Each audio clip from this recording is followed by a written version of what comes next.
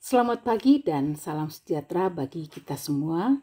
Dari Bukit Sion Mekale, kami menyapa Bapak, Ibu, Saudara-saudari, dan anak-anak yang dikasihi oleh Yesus Kristus. Semoga damai sejahtera dari Allah memenuhi kita semua. Dan di pagi ini saya mengajak kita semua untuk mengawali aktivitas kita dengan membaca dan merenungkan firman Allah. Namun sebelumnya, mari kita berdoa. Bapa kami yang di sorga, Allah yang maha pengasih dan penyayang, di pagi ini kami menghampiri tahta kekudusan-Mu, bersyukur atas kasih dan berkat-Mu bagi kami. Saat ini kami rindu membaca dan merenungkan firman-Mu. Kuasai kami dengan Roh Kudus, sehingga kami dapat memahami dan mengerti firman-Mu. Ampuni dosa kami Tuhan, di dalam nama Yesus Kristus kami berdoa. Amin. Bacaan kita pada pagi ini sesuai dengan bacaan harian Gereja Toraja, yaitu terambil dari Kitab Ayub pasal 36 ayat 1 sampai ayat yang ke-16. Tujuan sengsara ialah pertobatan. Berkatalah Elihu selanjutnya, "Bersabarlah sebentar, aku akan mengajar engkau, karena masih ada yang hendak kukatakan demi Allah. Aku akan meraih pengetahuanku dari jauh dan membenarkan pembuatku. Karena sungguh-sungguh bukan dusta perkataanku, seorang yang sempurna pengetahuannya menghadapi engkau. Ketahuilah, Allah itu perkasa, namun tidak memandang hina apapun. Ia perkasa dalam kekuatan akal budi.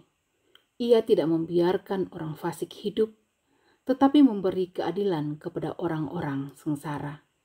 Ia tidak mengalihkan pandangan matanya dari orang benar, tetapi menempatkan mereka untuk selama-lamanya di samping raja-raja di atas tahta, sehingga mereka tinggi martabatnya. Jikalau mereka dibelenggu dengan rantai, tertangkap dalam tali kesengsaraan, maka ia memperingatkan mereka kepada perbuatan mereka dan kepada pelanggaran mereka, karena mereka berlaku congkak.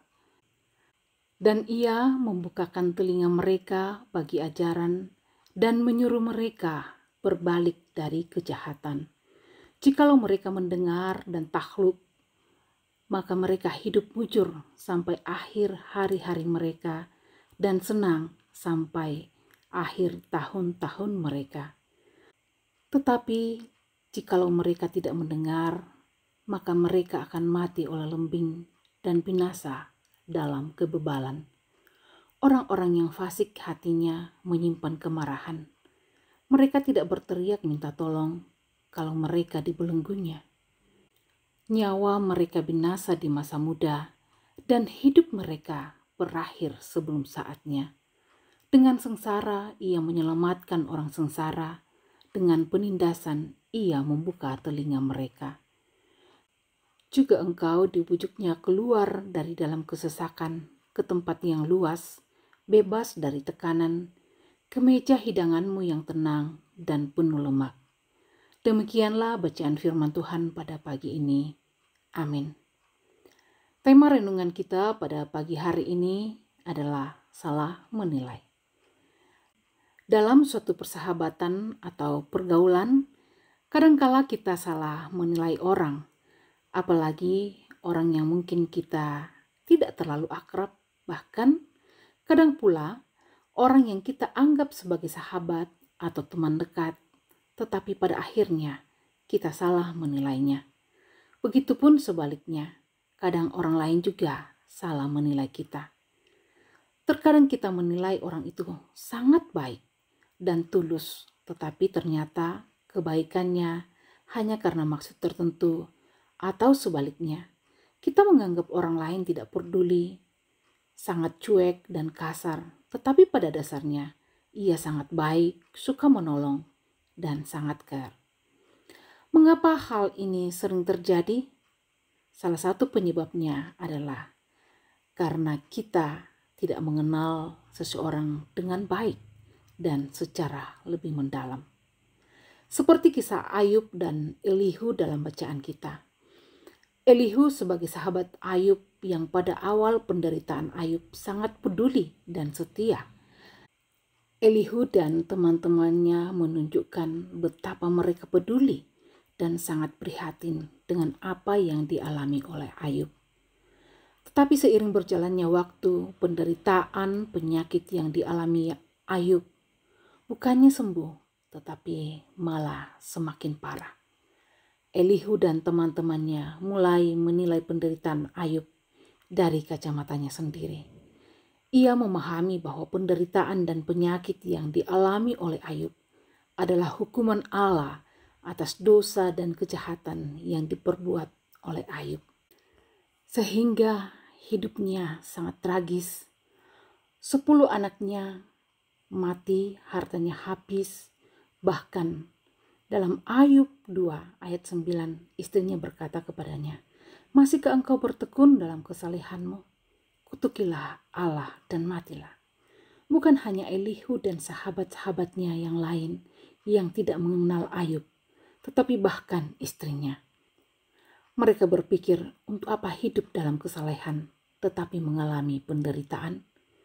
Karena itulah Elihu dengan sombongnya tampil menasihati Ayub. Elihu membela kebenaran Allah sambil mengklaim dirinya mengenal Allah dan segala jalannya secara sempurna. Elihu memperlakukan Allah seperti suatu mekanisme menghukum orang fasik dan memberkati orang benar. Penderitaan dipandangnya sebagai cara Allah memperingatkan orang yang fasik agar bertobat. Bila manusia melakukan semua perintah Allah dan hidup benar, maka ia akan hidup mujur, bernasib baik, dan tidak tertimpa kemalangan. Sedangkan bagi mereka yang tidak tunduk, akan ada sengsara yang menanti mereka.